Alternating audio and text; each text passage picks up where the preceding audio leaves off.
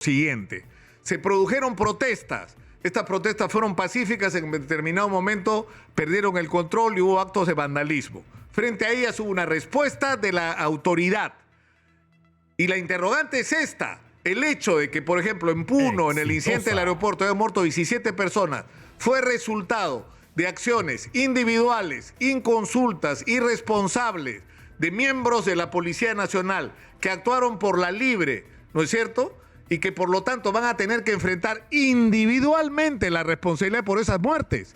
¿O hubo una política desde el gobierno para que esto ocurriera? No se están enfrentando en los marcos que el respeto a los derechos humanos plantea. Ahora, ¿qué significa esto? ¿Y quiénes son los interlocutores? Eso nos lo va a explicar Fernando Udá. Fernando, buenos días. Gracias por atendernos. Un gusto saludarte, Nicolás. Un fuerte abrazo.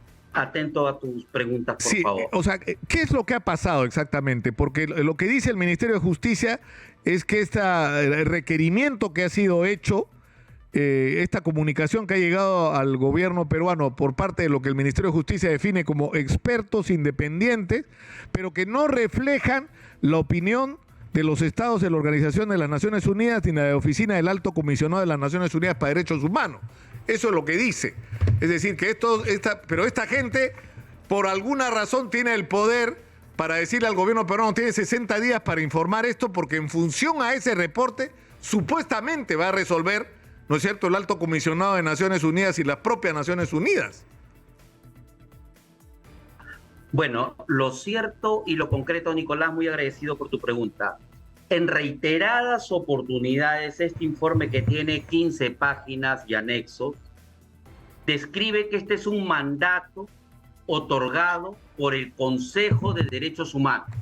El Consejo de Derechos Humanos es una institución que se encarga preliminarmente de investigar y poner a disposición de las Naciones Unidas de temas de relevancia universal. Entonces, no es poca cosa, es un encargo brindado por el Consejo de Derechos Humanos. De tal manera que el Consejo le encarga a un grupo de expertos, y en este caso, expertos que tienen que ver con la libertad de reunión pacífica, asociación, detención arbitraria, desaparición forzada, ejecuciones extrajudiciales, derecho a libertad de opinión, etcétera. Y todos estos expertos, correcto, al momento de recibir la situación de lo que está sucediéndose en el país, se le solicita, se le requiere al gobierno peruano, correcto, y en nombre del embajador, señor Luis Juan Chuquiguara, que de manera detallada le informe sobre el estado de las investigaciones fiscales y judiciales en relación a los homicidios, a los supuestos homicidios. Les preguntan, dígame detalladamente de qué manera han sido informados los familiares, si estos han respetado el protocolo de Minnesota sobre muertes potenciales ilícitas. Y esto es súper importante, porque el protocolo de Minnesota es un protocolo emitido en el año 2016 que propicia la investigación científica de delitos de homicidio y de asesinato. También le pide qué medidas se ha tomado para garantizar la libertad de opinión, qué medidas han adoptado a propósito de las denuncias de desaparición forzada, especialmente en San Marcos por el señor Calderón López, que fue una desaparición forzada identificada. Luego también le dice qué medidas se ha tomado para la persecución y estigmatización a propósito del terruqueo, que por cierto, no solamente se le ha dicho a los marchantes el tema del terruqueo, sino que hemos visto que en campañas políticas, correcto, incluso a periodistas se le ha venido a decir una serie de disuasiones sobre comunistas, terrucos, para tratar de deslegitimarlos. Eso es grave y lo está precisando ya estos expertos. También le dice cuáles son las medidas, los planes y programas de formación que ustedes tienen para que no se repita. ¿Y por qué? Porque comenzó por Apurímac, Ayacucho, correcto, Cusco, Puno, Lima. La pregunta es, no tienen ningún programa que evite la repetición. Y entonces ustedes me tienen que informar cuál es el código de conducta pero, y Fernando, principios básicos para que se evite esta repetición. Ahora, pero ¿qué significa? Si este consejo, este organismo, tiene la facultad para poder pedirle todas estas explicaciones al gobierno peruano, y más allá de que el Ministerio de Justicia trata de bajarle la caña a la importancia de esto, pero sin embargo dice, vamos a reportar, es decir, que sí tienen atribución para exigirte información y tú tienes el compromiso de entregarla. Entonces, sí es complicada la situación, porque si el informe que recibe esta gente, estos expertos, termina siendo negativo para el Perú, ¿qué puede pasar a nivel del Alto Comisionado de Naciones Unidas para los Derechos Humanos y de la propia Asamblea de las Naciones Unidas? Bueno, dos cosas en específico. En principio, también, desde mi perspectiva, hay que darle una nota desaprobatoria a quienes hayan asesorado al Ministerio de Justicia para emitir este tipo de comunicado. Que por un lado, lo que describe es que son expertos independientes un poco más y que no tienen nada que ver con las Naciones Unidas. Y por otro lado, correcto, trata en realidad de minimizar esta situación. En realidad, esta es una línea, ya parece ser gubernamental, de tratar de minimizar las 60 muertes que Amnistía Internacional ha informado y que todos los organismos internacionales están preocupados por la situación del país. Entonces me parece que eso es absolutamente cuestionable. Por otro lado, ¿qué es lo que dice en los 60 días? En los 60 días lo que describe son dos cosas. Que primero va a ser publicada toda la información que brinde el Estado peruano para que tenga acceso al mundo, a lo sucedido en el país. Y en segundo lugar, que van a emitir un informe final especial. Los expertos van a emitir un informe penal especial para la Nación Unida. Un informe final especial que va a ser como la materia prima para las resoluciones que el Alto Comisionado para Derechos Humanos y las propias Naciones Unidas puedan tomar sobre Perú. Totalmente. Y no hay que olvidar que existe colateralmente a ello una denuncia ante la Corte Penal Internacional emitida por los abogados arequipeños, más de 60 firmantes, donde han puesto a la Corte Penal Internacional en consideración para que se encuentren responsabilidades individuales por crímenes de lesa humanidad. Entonces, estamos hablando que por un lado las Naciones Unidas, y estamos hablando por otro lado que la Corte Penal Internacional, ahora, Fernando, que además tienen convenios internacionales, correcto, esto ya se ha escapado, este nivel de poca transparencia, poca comunicación ahora, a las víctimas. Pero el problema es esta atención, yo creo que ya está recibiendo atención internacional. O sea, la interrogante que yo tengo es esta, es decir, lo que está en discusión es lo siguiente. Se produjeron protestas. Estas protestas fueron pacíficas, en determinado momento perdieron el control y hubo actos de vandalismo. Frente a ellas hubo una respuesta de la autoridad. Y la interrogante es esta. El hecho de que, por ejemplo, en Puno, en el incidente del aeropuerto, habían muerto 17 personas, fue resultado de acciones individuales, inconsultas, irresponsables, de miembros de la Policía Nacional que actuaron por la libre, ¿no es cierto?, y que por lo tanto van a tener que enfrentar individualmente la responsabilidad por esas muertes. ¿O hubo una política desde el gobierno para que esto ocurriera? Es decir, porque a mí lo que me parecería, a veces me paso ya con los adjetivos, pero no quiero usarlo en esta vez.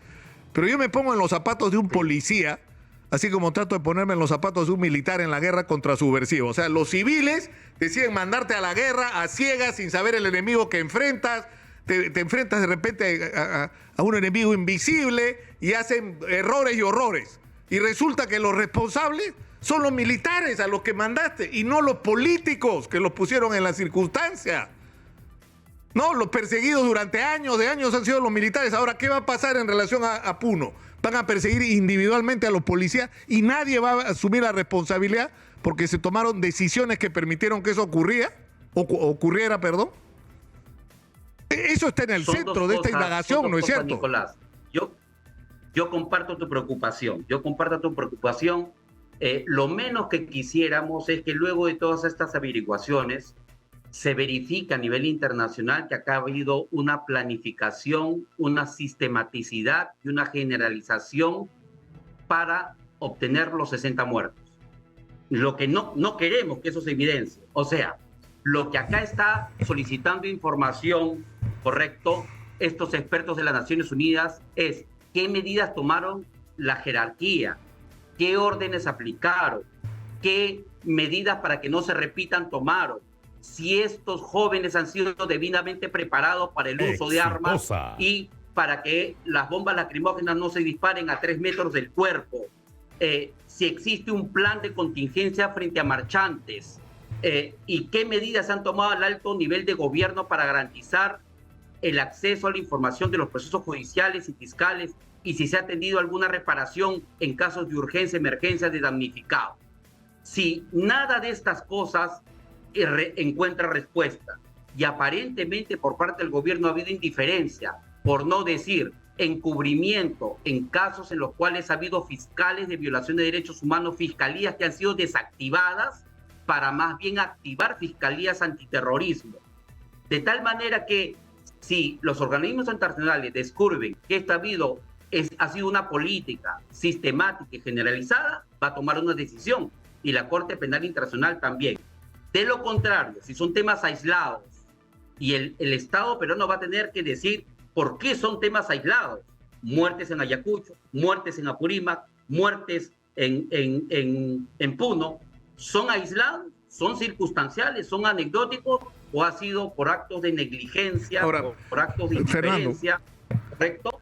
Para terminar, ¿qué consecuencias podría tener? Digamos que si el reporte al final de los expertos dice ha habido una conducta con respecto a la manera como se han enfrentado las protestas, donde no solamente hay responsabilidades individuales de quienes apretaron el gatillo, sino de quienes crearon un contexto en el cual esto era posible, y por lo tanto hay responsabilidad de las autoridades del gobierno. ¿Qué consecuencias podría tener esto para el Perú? Porque es posible que esto ocurra. O sea, no puede pasar, ¿no? Que el alto comisionado de las Naciones Unidas para Derechos Humanos diga esto es lo que ha pasado. El gobierno tiene responsabilidad por la manera como digamos, enfrentado las protestas, de que haya muerto la cantidad de gente que haya muerto y de la manera que ha muerto. ¿Qué pasa? ¿Cuál es la consecuencia? Hay que separar. Hay lo que decimos crímenes internacionales, y dentro de los crímenes internacionales tenemos al crimen de lesa humanidad, y dentro de los crímenes de lesa humanidad están los niveles de asesinato, desapariciones forzadas, que son subtipos criminales de lesa humanidad. Estos van a recibir responsabilidades individuales y lo ve la Corte Penal Internacional. Por otro lado, tenemos la Corte Interamericana de Derechos Humanos, que lo que verifica principalmente son delitos, correcto, contra los derechos humanos o en contexto de violaciones de derechos humanos. En este ámbito de la Corte Interamericana de Derechos Humanos, lo que se describe son responsabilidades estatales. De tal manera que, por un lado, va a haber responsabilidades individuales, la Corte Penal Internacional, y por otro lado se va a tener que determinar responsabilidades estatales. De tal manera que pueden ser muchos, varios, ¿correcto? Ya tenemos antecedentes en Barrio Santo, La Cantuta, en el país, de cómo es que se ha decidido este tipo de situación, desde reparaciones integrales, desde exhortaciones al Estado peruano, sanciones, correcto, de diferentes tipos al Estado peruano, y en individuales, correcto, la Corte Penal Internacional ha sido muy grueso para casos de Eslovenia, para casos de Croacia, que se han dado también. Claro, a nosotros nos puede resultar una desproporción, ¿no es cierto? A mucha gente le puede resultar una desproporción, pero el tema es que estamos lamentablemente en el centro de la atención en este momento por la manera como se ha manejado esta crisis. Fernando, te agradezco mucho. Ha sido muy amable, como siempre, muy gentil y esclarecedor, además. Muy buenos días. O sea, este comunicado, gracias Fernando, este comunicado del Ministerio de Justicia, yo insisto en lo que acaba de decir el doctor Ugaz. O sea, el comunicado dice, no, es un informe que no, poco menos que no es representativo, pero sin embargo están obligados a responder a los requerimientos, y ese informe va a ser la base para que decida las Naciones Unidas cómo nos califican en relación al tema de derechos humanos. Ahora, más allá de lo que resuelva las Naciones Unidas, la OEA y quien tenga que meter su cuchara, porque además todo el mundo mete su cuchara ahora en los problemas del Perú, es que nosotros aprendamos como país a resolver nuestros problemas, nosotros mismos. O sea, yo he discutido con muchas personas la crisis de Juliaca. La toma, además anunciada, así en Andahuaylas, tomaron el aeropuerto o intentaron tomarlo. Lo mismo iba a ocurrir en todas las protestas, y Juliaca era uno de los lugares críticos. Entonces hubo un momento decisivo donde tenías un grupo de gente tratando de tomar el aeropuerto y tenías que tomar una decisión. O defendías a balazos el aeropuerto, lo cual iba a significar muerte de mucha gente, como lamentablemente ocurrió, o simplemente tomaban la conciencia de que podían tomar el aeropuerto y probablemente lo iban a quemar ya. Aplicas el seguro, ¿no es cierto? Recuperas la inversión, porque lo material se puede recuperar, identificas a los depredadores, a los vándalos, a los que han promovido el asalto del aeropuerto, los metes presos y los aíslas de los protestantes pacíficos, mostrándole los efectos del salvajismo cuando se entromete en la protesta social. Lo que no puedes hacer es resucitar muertos. Eso no lo puedes hacer. Todo lo demás sí. Y has creado una tremenda herida en Puno, producto, creo yo, de un profundo error político de manejo de la crisis en Puno y en particular en Juliaca. Se equivocaron y tendrían que comenzar por reconocerlo, porque lo que ha pasado en Puno pudo ser otra historia totalmente distinta. Los que deberían estar hoy contra la pared son los vándalos, los promotores de la violencia, identificados con nombre y apellido, para que vayan a la cárcel, que es donde merecen estar. Y miren dónde estamos.